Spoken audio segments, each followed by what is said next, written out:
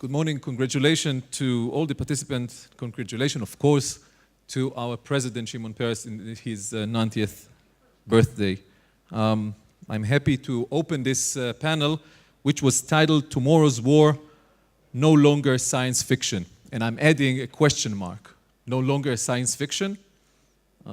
Last night, when preparing myself for this panel, I went through a very long transcript of series of meetings I had with President Peres during the last few months, which was the abridged version of that was published in a New York Times Magazine interview. And I was looking for a good quote to open this panel. A good quote from the President about future wars. The President was indeed talking about the future, but about future technology, about future nanotechnology, one of his favorites, as you know, about future peace, and he did not speak whatsoever about future wars. However, when looking at the audience, I think it turns out that there is one good quotation that fits the occasion. I should have started with ladies and gentlemen, but unfortunately I see, I think, mainly gentlemen here. Oh, all right. Still a majority. I see mainly gentlemen here. Which reminds me of a wonderful quote from the President when he told me, every woman is born a mother while every man dies a baby. So everyone can think of why there are mainly gentlemen here. Do we gentlemen, or person here, the distinguished speakers here on the stage, do we men see men babies? Do we see the future wars as something we play with? Of course not. But still, a nice quote and a nice way to start. I'm adding a question mark to, still doesn't work. I'm adding a question mark to the title. Is this fiction? And I think the main question that we should ask is future war already a reality, or should we still wait a few generations for this to come a reality? And in the meantime, should we just satisfy ourselves with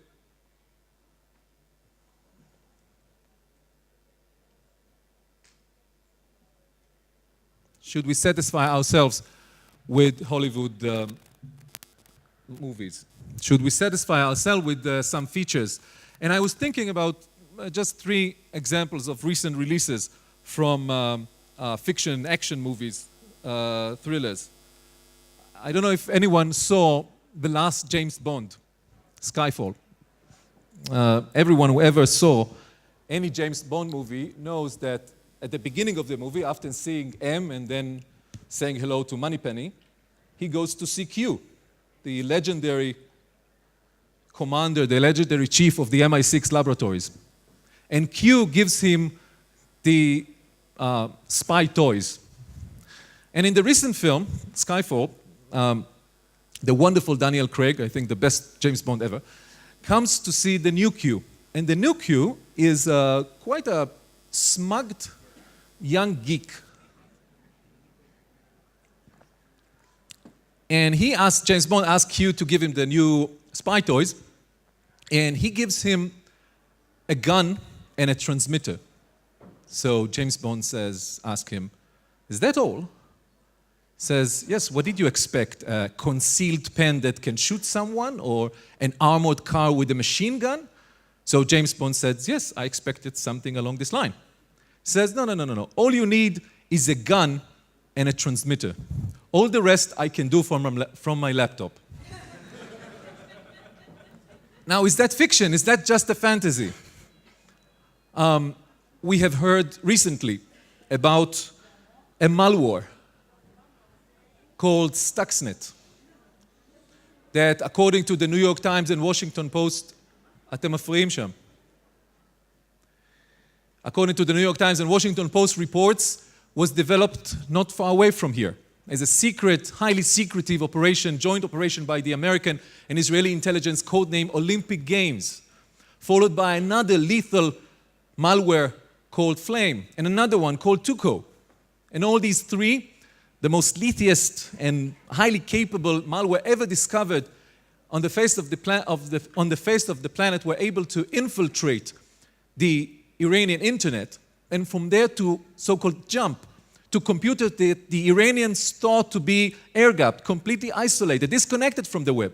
And in these computers to infiltrate into the secretive enrichment facilities of the Iranian nuclear project, play tricks with the centrifuges, destroy some of them, many of them, and delay the Iranian nuclear project in a lot of time, many, many years.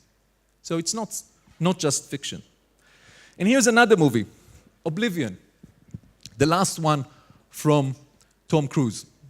And in this movie, highly super sophisticated UAVs are managing themselves the war on behalf of the good guys fighting the bad guys. And I don't want to be a spoiler if anyone didn't see the movie, but this is what we think at the beginning of the movie.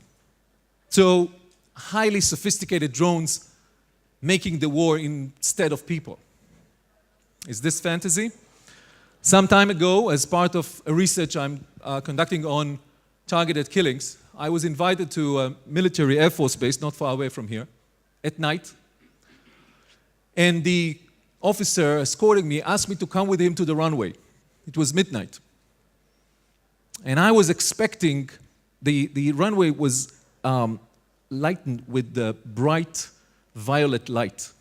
And I was expecting a roar of a jet engine coming, some airplane landing. And instead, suddenly, we saw a huge bird with the wingspan of Boeing 737. And her eyes bright with violet and an angry look. And I thought, for example, for a minute, I thought this is just some sort of a bird from the future coming to look for a prey, and I might be this prey. A minute later, we heard the voice of the engine. And of course, I realized this is a drone, not a bird.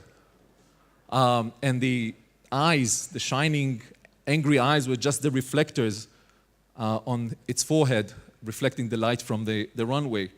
And this drone, called Harun TP, or Eitan by the Israeli Air Force, is able to stay in air for 36 hours without refueling, without coming back to base, is able to carry a payload of up to 1 ton, is able to move in speed of 400 kilometers per hour, and do most of the work by itself, flying, remaining altitude, collecting intelligence, striking. The Israeli government does not admit that it uses this drone for striking, but the Palestinians are convinced that this is the main tool that Israel is using for targeted killings. Analysts claim that this drone, Harun TP, would be the leading, or one of the leading tools that Israel would use in order to strike in Iran if Benjamin Netanyahu, the Israeli Prime Minister, would make this hard call and send the bombers to destroy the Iranian nuclear facilities. And last example, maybe the most concrete and most recent one, another Tom Cruise film, Minority Report. You probably remember where Tom Cruise plays a policeman in the future, and this society in the future has no crimes because it developed sophisticated technology how to focus crimes and catch the criminals before they commence the offense. Is that a fantasy? I'm not sure. The world is now in turmoil following the last revelation about the NSA collection of data. But I think one point is missing in the coverage of this, and the point is that Project Prism, that was exposed by Edward Snowden, was in fact an attempt to copycat Minority Report, an attempt to have a prediction of crimes and terrorist attacks and conduct them before they happen. It's called the proactive approach, and it is based on the premise that effective early prevention of an offense or a terrorist act can occur in tracing an initiated systematic collection of data and predicting an offense without having concrete information, without having a pre-warning. This prediction is made by using a variety of tools, algorithms, which can identify profiles or anomalies. So the bottom line is that future wars are no longer part of the future, but part of present. However, these new means, cyber warfare, unmanned weaponry, and a sophisticated capability for storing and analyzing data raise a number of problems and questions. And here are just some of the questions I have noted down. 1, will more people get killed in future battlefields? 2, will future wars will be really more high-tech affairs, or at the end of the day, there will be no alternative to having boots on the ground through the use of classical means of warfare? 3, because today many things can be remotely controlled, modern armies are investing large part of the budget in the protection of operators of these weapons, these sophisticated weapons, in scattered coaches or deep underground bunkers. This situation creates fewer accessibility for military targets for enemy forces. Does this mean that civilian targets become more alluring, more attractive for the enemy? 4, the new situation where the person pulling the trigger sits sometimes far away from the battlefields raises an important legal and normative question. Who decides whether an order is illegal or whether it constitutes a war crime and therefore not be obeyed? Brigadier General Yair Cohen was a commander of a unit. One of its officers in 2004, being far away from the battlefield, decided that he's not passing information to the attacking unit before a strike because he believes that this strike is illegal. Can he make such a call?